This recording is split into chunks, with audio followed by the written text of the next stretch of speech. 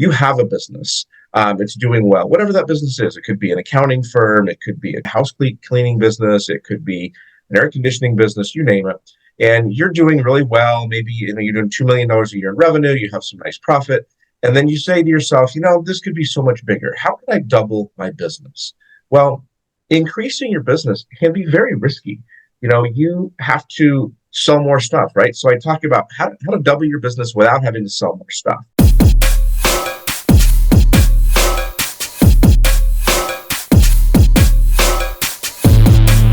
Hello, Profit First entrepreneurs and thought leaders. I am so excited today. We have a very special guest. We are having Marty Fahncke here with us today.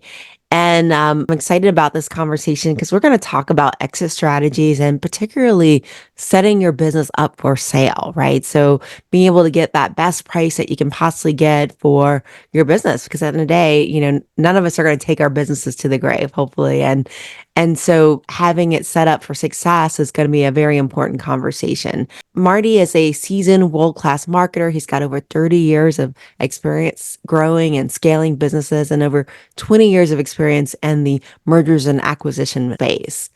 And during his time with M&A, Marty has helped hundreds of small businesses scale to over $1 billion in revenue and has executed in over $450 million in mergers and acquisition transactions. So please join me in welcoming Marty Fahncke to our platform. Hey, Marty, how are you doing today? I'm doing great. Thanks, Suzanne, for having me on your podcast. I've really been enjoying listening to your podcast for the last few days. You really have some excellent content, and I'm honored to be here to share what I can share with your audience.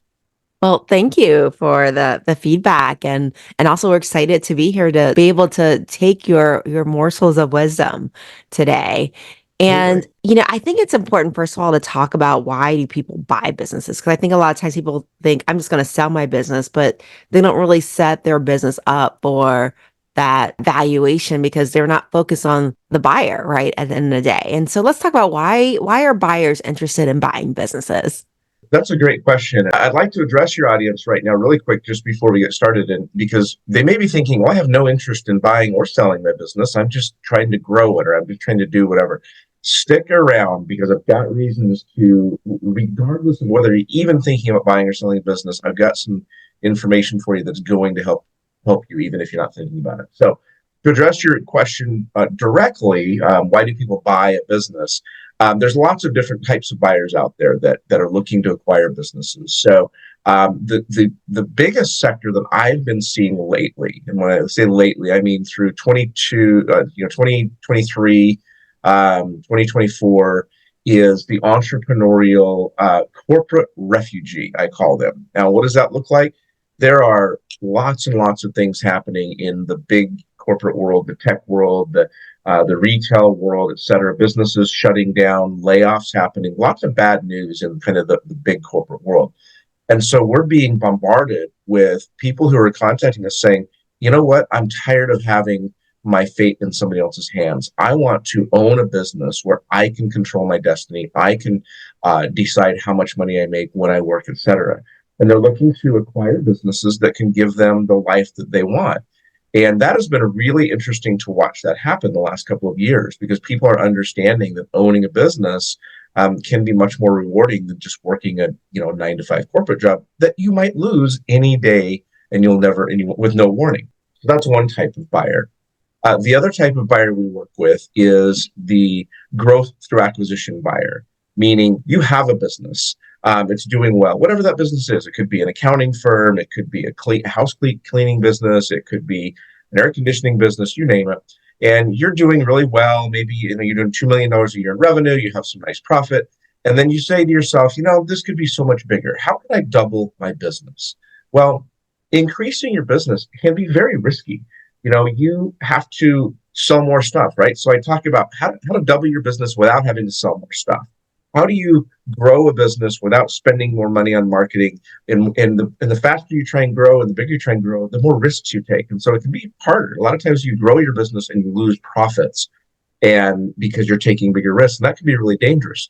What's a better way? Go out and acquire a business. If you're doing $2 million a year now and you want to be doing $4 million a year by next year, Go buy a $2 million business and put the two together. You'll get economies of scale. You have minimal risk because that business already has a track record. They have existing revenue streams, existing customers, and existing processes, and may complement areas where you're weak. And the really cool thing is you can buy a business like that for, you can figure maybe 10% down, or even through some different funding programs that the SBA now offers, not one penny out of your own pocket. So you can buy a $2 million business, bolt it onto your business, not lay out one single penny out of your pocket, and all of that revenue and all of that profit comes into your business. So that's another thing that we see a lot of is growth through acquisition.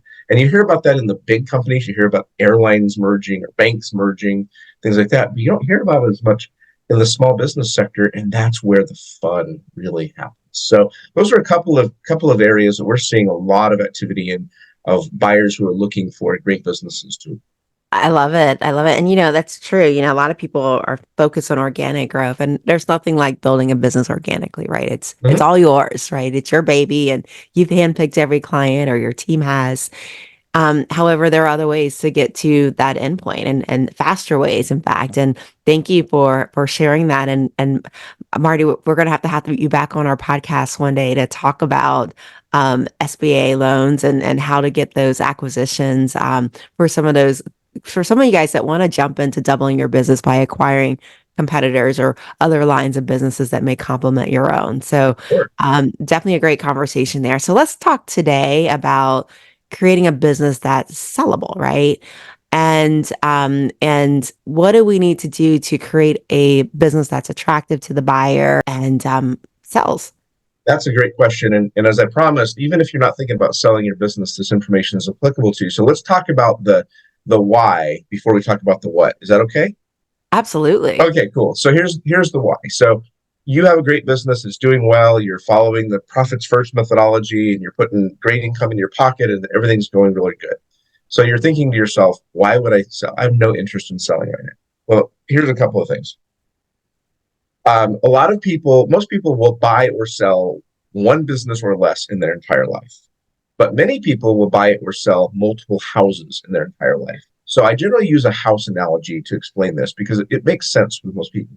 So many times people will own a house, they'll be in there for 7, 8, 9 years or whatever, and then they kind of look around, they go, you know what, I'm ready for a change. I want a new house. And so they contact a real estate agent. The real estate agent comes in and says, well, you should do this, this, this to stage your house for sale, right? They tell you to, clean up landscaping and do some painting and maybe update the lighting fixtures and maybe remodel a bathroom or two. And guess what happens many times when a homeowner does that? They look around and go, this place actually isn't bad. Maybe we'll just stay. And it does happen. It happens quite a bit. Well, the same thing can happen with your business. If you're taking the actions to prepare your business for sale, to spruce it up, to stage it so that it's the best possible business that a buyer would want to buy, you as the current owner now have a really great business that you've taken a step back and looked at it and fixed some of those flaws. You found some of the things that you maybe been letting slide for the last few years. It's funny how temporary fixes become permanent, right? And when you bring in an expert that to look at your business and say, here's 10 things you should do to prepare your business for sale, you may fix those 10 things and then realize maybe I don't want to sell it now. All of a sudden I'm happy again. I'm not dreading going to work. I'm actually excited to get back at it. And so preparing your business for sale can have huge benefits, even if you never actually sell it. Let's talk about one other reason why you want to prepare your business for sale. Life happens. Things happen that you can't control. The calls that I hate getting more than anything are the calls from a business owner who say, I have to sell my business because, and I just had a closing a couple weeks ago.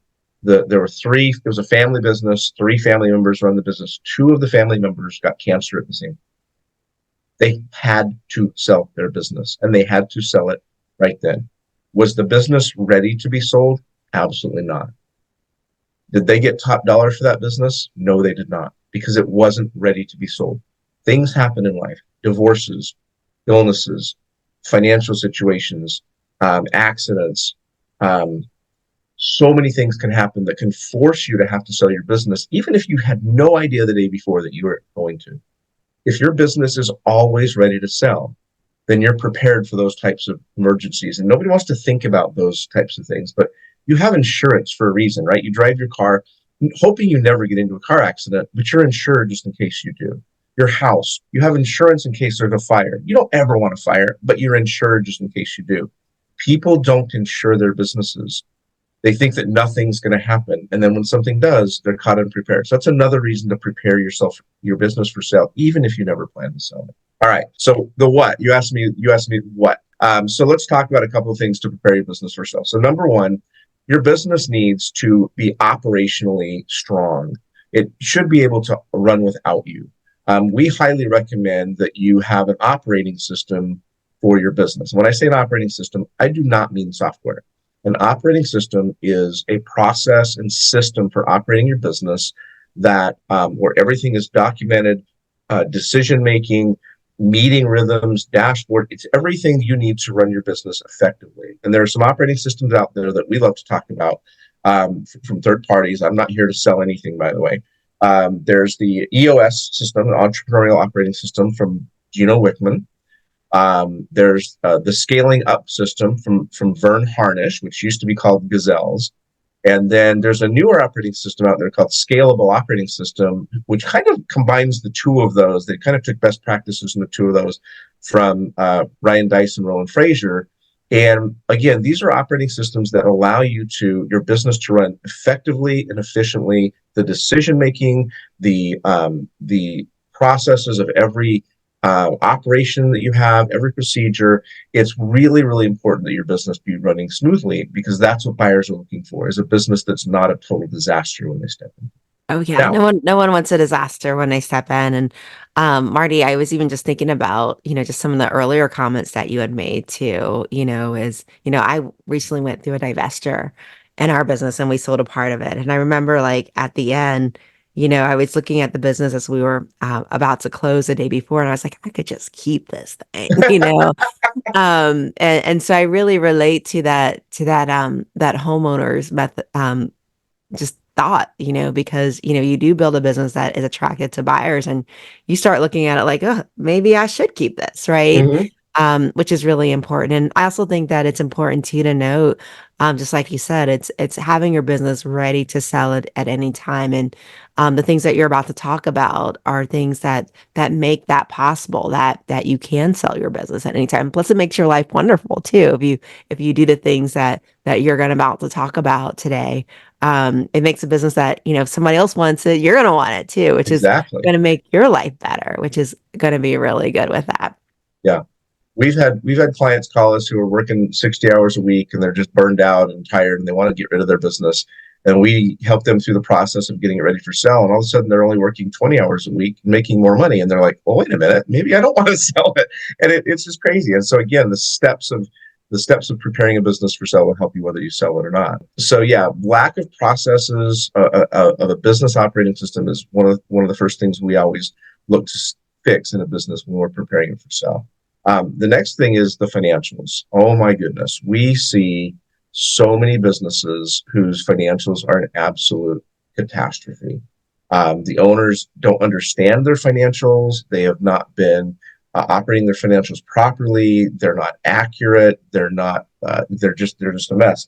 And about 3 years ago, I think it's been 2 or 3 years ago, I discovered the Profits First methodology, and that is what we tell everybody. Like, you need all of our clients. We tell them you must read this book and you must begin to follow this process, because again, if you sell the business, it just makes it so much better. Because one thing that people misunderstand when they hear about, oh my, I'm thinking about selling my business, and when they think about the value, or they hear about multiples, and people always think that a business is valued on revenue. I don't know why. There's just this fallacy out there. Well, my business does, $2 million a year, and I've heard that I can get 3 times that in the value. Okay, great.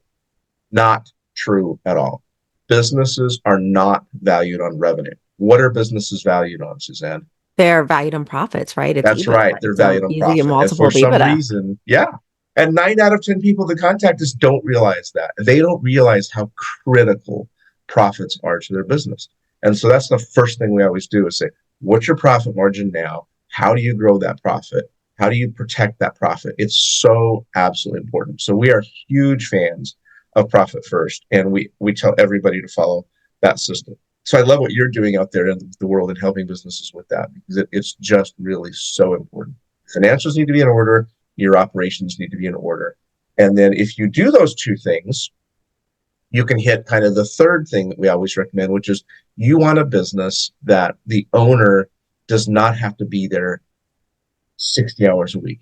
If the owner can remove themselves from the business, it expands the universe of potential buyers exponentially, and which increases your value, it increases the ability to sell your business, the ease, everything. It changes everything. Well, how can an owner work themselves out of having to be in the business every day? Get an operating system and make sure you're doing the profit first methodology, and you will get there faster than you realize, actually. And so those are the three things we talk about when preparing to sell a business. Operating system, financials, remove yourself from that business will massively increase the value, and always be thinking about what would a buyer look for? What would they find of value? What makes this business fun for somebody else? And it's going to make it fun for me to own as well. It's interesting because a lot of times when I meet entrepreneurs, my jaw drops when they're talk about selling their business and they're talking about working for the new buyer, like they're going to go part of the acquisition, and they have these visions of staying a year or two, or, running it as a COO. And I think to myself, I said, you know what, you're an entrepreneur. And usually with entrepreneurs, they become entrepreneurs because they can't work for anybody else, They're right? unhirable. And it's interesting because I'm like, what happens if you don't like this new buyer, right? What happens if you don't like your new boss after you go work for them? And so it's just like you said, Marty, it's important to create a business that runs without you, one that can be sold as a business in a box, that you don't have to go with that business for it to be sold. Absolutely. And your buyer may not want to bring you along, other than for that 30, 90 days, because, this is their opportunity to be the hero in their lives. Right. They have their own vision for what the business is going to do, and you may actually hold it back. So I love it. This is really good. So in terms of timing, because Marty, we all know that you don't just wake up one morning and sell your business, right? Especially if you don't have the operating systems, you don't have the profitability. When do you recommend that a business start preparing itself for a sale? when they're at the top. So everyone knows the investment adage, buy low and sell high. Everyone except entrepreneurs. Entrepreneurs invariably, when their business is at its peak, that's when they say, no, no, I'm at the top. This is the last time I want to sell. I want to keep going.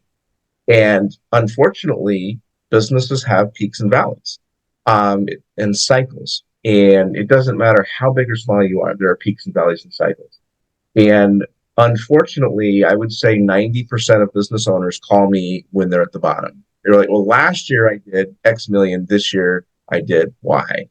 And I cannot tell you how many times I've had people contact me and say, my revenues are record levels. We had a fantastic year.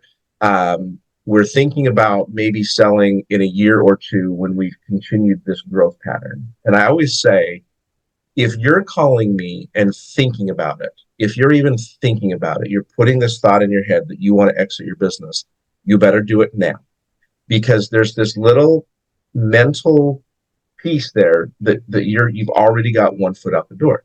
And what I've seen, and I'm an armchair psychologist here sometimes, is that that's enough to take your eye off the ball a little bit. And oddly, business, like, again, I think it's about 90% of the time the business will actually decline from that moment. So if you're thinking about selling your business, then sell it now, right now. And I don't care if you work with me or somebody else. I'm not trying to high pressure, like, it's truly this odd thing that when if you're doing really, really well, but then you're thinking now might be, I want to start something new, or I'm getting tired or burnt out or whatever, that is the time to go. Because if you wait, the majority of the time, then your revenues will actually go down, your profits will actually go down, and then you're going to call me a year from now and go, I wish I'd have sold when I first talked to you, because now my business is worth half what it was. And I've seen that time and time and time again. Wow. I just had that conversation with somebody recently. It was a an HVAC business, air conditioning, and I had a client who was buying HVAC businesses and rolling them up. And we made a very fair offer for this business. The business was, was doing about $1.5 million a year. The guy had 3 trucks, 3 techs. Had a nice little business. He was made a very fair offer and was actually going to be invited to be an equity partner in the new entity that had multiple deals rolled up into it. It was a great, lucrative offer that could have made this guy literally a millionaire. And he was on a very high trajectory. His business was basically doubling in revenue every year. And he said, it's a great offer. I like it, but I believe I can double revenue again next year. So I'm not going to do the deal. This was in late 2022. This was like November of 2022, right?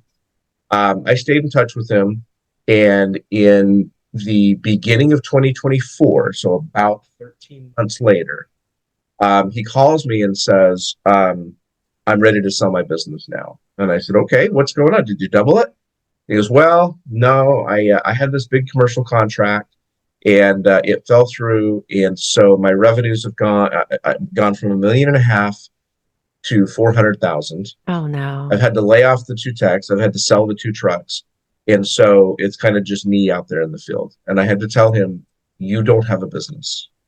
There is nothing here to sell. And my client wasn't interested in buying a business like that. He was looking for something more stable.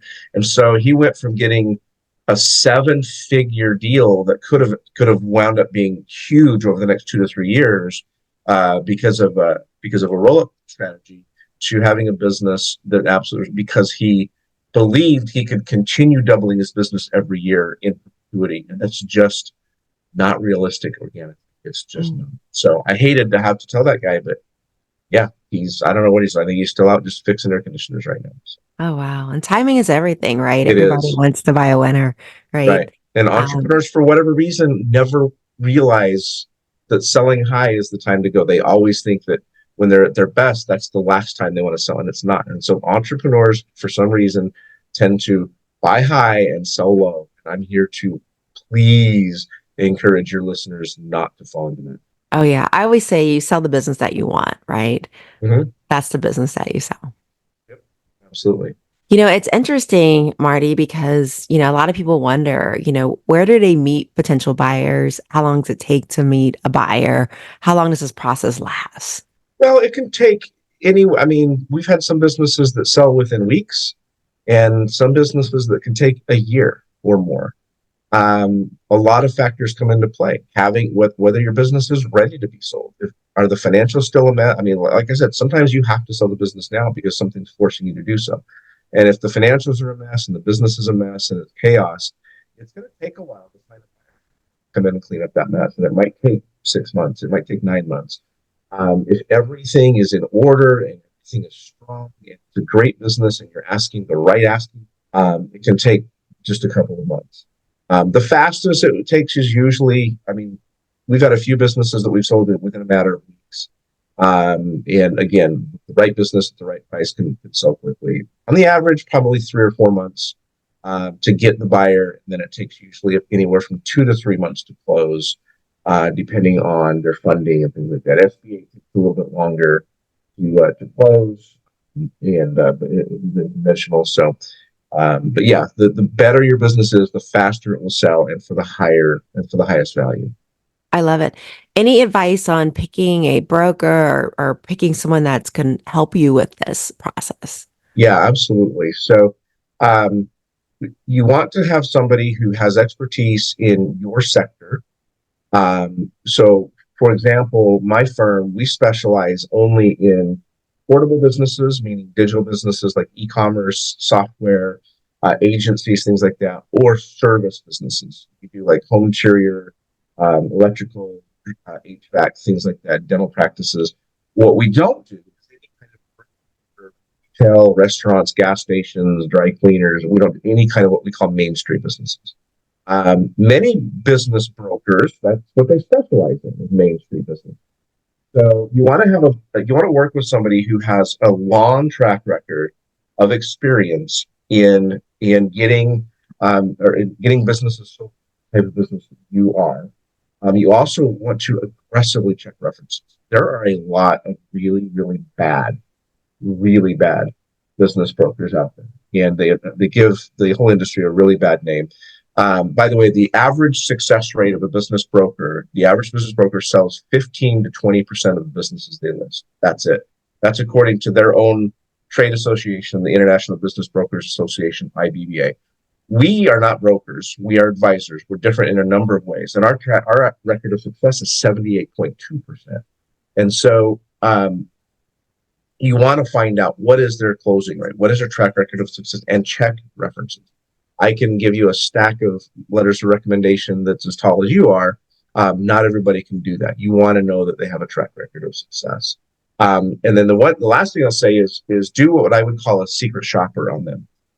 If you act like you're a buyer and reach out to a broker and ask them about a business they have for sale and see what their process is. How fast do they, well, first of all, do they get back to you? Which it's shocking how many never even respond. How fast do they get back to you? And what is their level of professionalism when they do? Do a secret shopper, because you will find you'll be able to weed out a ton of them when you do that process, because there's just a lot of kind of lazy people out there. Whenever I bring a new team member on in my company, that's one of the first things we do in training is I say, go out there and act as if you're a buyer and reach out to at least 10 or 15 businesses and see what happens. And they come back to me and they're like, out of 10 or 15 businesses, 2 got back to me, or brokers, 2 of them actually got back to me. It's like, no wonder they don't sell it. They never even get back to you. Or if they do get back to you, they get back to you very unprofessional. So do a secret shopper and see how the buying process works. Because if they aren't handling your potential buyers or other potential buyers well, how are they going to handle buyers for your business? I love it. I know one of the things that we did was, um, we had a broker that we met many years ago that specialized in accounting firm sales. And it ended up being key because, when I met him, I didn't need a broker, right? I had no Mm-hmm. interest in selling my business, but it was a relationship over the years that, the occasional check-ins, the once a year, how are things going? Are you ready? And keep those relationships, because even though you're not interested in selling your business today, you never know when you will be, right? Like Marty said, the couple that got cancer, and they both got cancer and they had to sell immediately. And it's good to have those relationships in your pocket when you do meet a good one. Definitely. Great advice, Suzanne. Now, Marty, we've gotten so much great advice. One of the things that I'd love to ask our guests as we close out is if you could leave a piece of advice for us. It can be personal, it can be business. What would that advice be? So, way back a million years ago, when I was a young lad in high school, I was on a bad path, and I was actually put into program to kind of like straighten out kids on a bad path. And that program was the Zig Ziglar "See You at the Top" program, and it literally changed my life. And Zig Ziglar has a saying that I've lived my life, my entire life now, many decades, by, and it's never steered me wrong. And that is, you can have anything in life you want if you help enough other people get what they want. And that is really what I believe to be true. And that's why I'm here. I just want other people to have successful, thriving businesses that have strong value when they need to exit so that they can get what they want. And so that's how I live my life. And I hope everyone else can do the same. Thank you. What a great piece of advice. And Marty, how do our listeners and our viewers, how do they find you? How do they work with you? Where do they find you at? Where they find me. I'm very easy to find. So my name is Marty Fahncke. It's spelled Fahncke. I am literally the only Marty Fahncke in the entire world. If you Google me, it's me. I'm proud of that fact that when you Google me, thousands of results will come up and all of them will be positive. I've worked hard to maintain a spotless reputation in the world because I can't hide. So easy to find. Just Google me. Go to my westboundroad.com. That's westboundroad.com. We have lots of information there, and you can contact. Well, I'm very active over on LinkedIn, and I'd love to connect with anybody who'd be interested in connecting on LinkedIn. I share a lot of content about businesses and acquisitions and growing your business and selling your business and everything else. But really, like I said, LinkedIn and my website, westboundroad.com, are going to be the two best ways to get. And what I'll do for you guys that are driving and not in a place to really pull over is I'm going to have Marty's information in the show notes. So you'll be able to go back and visit those show notes in order to connect with Marty. Now, Marty, thank you so much for joining us today and sharing your wealth of knowledge with us. Thank you for having me, Suzanne. It was wonderful. I appreciate this, and I hope it helps. Thank you. We'll need to have you back on the show to talk about getting SBA loans to acquire a business too one day. Anytime, you just let me know. All right. Thanks, Marty. Have a great one.